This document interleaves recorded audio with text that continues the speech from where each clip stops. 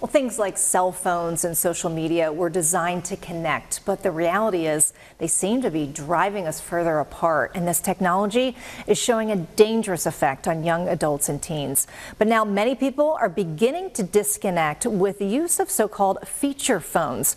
Virginia Tech professor Donna Werdlich joins us in studio to tell us more about these devices. Welcome to the show. I'm so glad that you're talking about this. It's needed. Yes, absolutely. I was just talking to you before the show, and we were talking a little bit about the book, The Anxious Generation by Jonathan Haidt.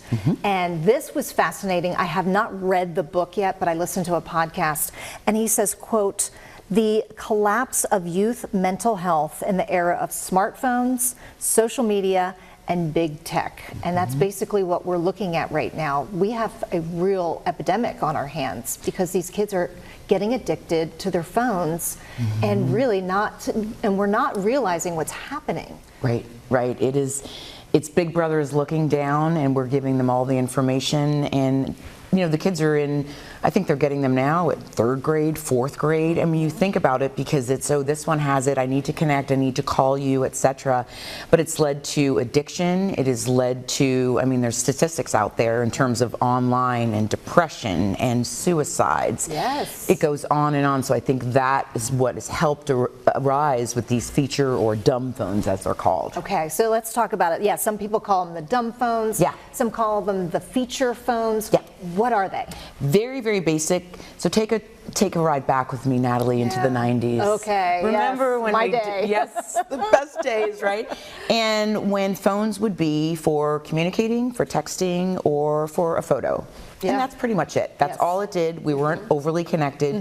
Then the onset of social media happened, obviously, in the early 2000s, and then everything just became more and more. So when we look at our children and look at all the things that they're exposed to, and their brains aren't grown enough in terms of for them to comprehend this, but they're forced to because they're seeing it on a daily basis. Yes, that's such a good point. And I think that's what that book kind of dives into. Yes. You know, that frontal lobe is not developed yet, and I mention that to my girls all the time, that we're not really sure what's the effect of this technology on their brains. Absolutely. And here we are, and we're handing these, you know, devices with all unlimited, you know, resources to them. And Jonathan says it's like giving your child a gun, you know, especially girls too. They say that that's really dangerous to do. Yeah. So we don't realize what's happening. And there have been stories in the press and other things where kids are on apps from other countries, and then something happens, and then they can't get access to the information because it's another country, so that data is protected.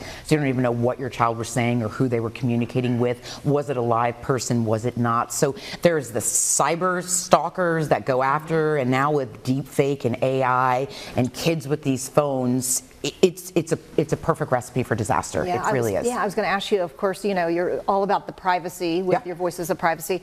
You know, what risks are we, you know, looking at with these dumb phones? Anything that we should be concerned about?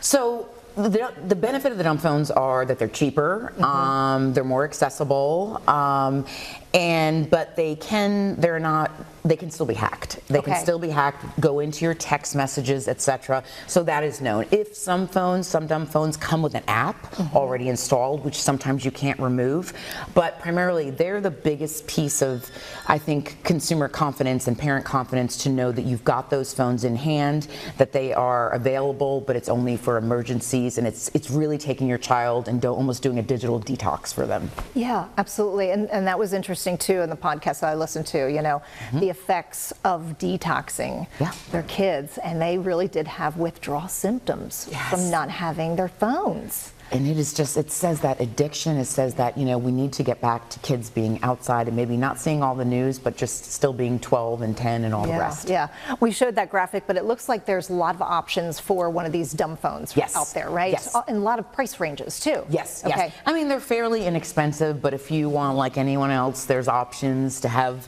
the Rolls Royce of these, you know, dumb phones if you want them or whatever, but they really are, and they're becoming more and more. Actually, certain states are not allowing schools to have students with social media on their phone. So that started up about a year or so ago with them saying our children are being really, really impacted by this. State by state, we're going to look at this and see if social media phones that are digital phones allowed even in the classrooms anymore. Yeah, absolutely. So we're going to see more and more of these phones, which is good because I know that my girls are going to be like, well, nobody else has this phone. I know. Now Tell them to get on the trend. Now this is the trend. This is exactly. the cool trend. Okay. And if you want more information on Voices of Privacy, they have new episodes streaming all the time. Voicesofprivacy.com. Thank you so much for tackling this issue, Donna. Appreciate it. Happy to.